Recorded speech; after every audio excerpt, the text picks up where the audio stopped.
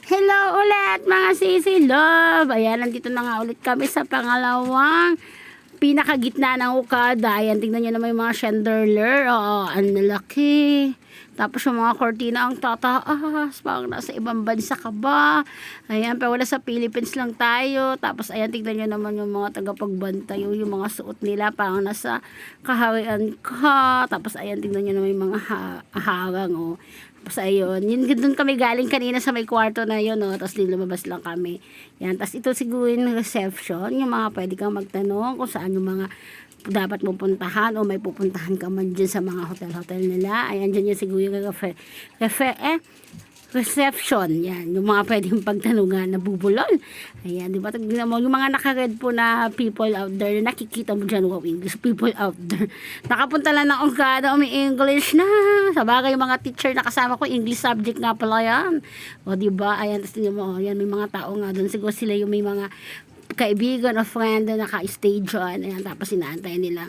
Siyempre, di ba, pag pupunta tayo sa isang hotel, mag-aantay talaga tayo sa ating mga friend na nakanandyan bago tayo nila papasukin. Kailangan talaga may receptionist kasi doon ka magtatanong kung pwede ka ba pumasok o na may ano ka ba, maka-schedule ka sa kanila kung sino man yun. Ayan.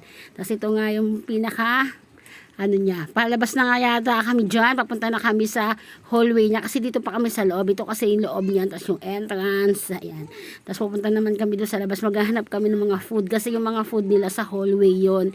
Ito kasi ito yung pinaka loob-loob ng Okada, pero sa loob din naman, pero parang lalabas ka ng isang pintuan, tapos makikita mo yung hallway nila, na puro food lang talaga ang makikita mo. Tapos yan, dumadami na nga yung tao dyan kasi magtanghali na, magla-lunch na, marami ng mga visitor na mga pumupunta. O diba? Tapos yan, tuloy-tuloy pa rin ang selfie namin. Ang hirap nga mag-selfie pag walang selfie stick, para sana pindot-pindutin mo na lang yan. Diba? Kahit ako nga nahihilo sa mga video ko.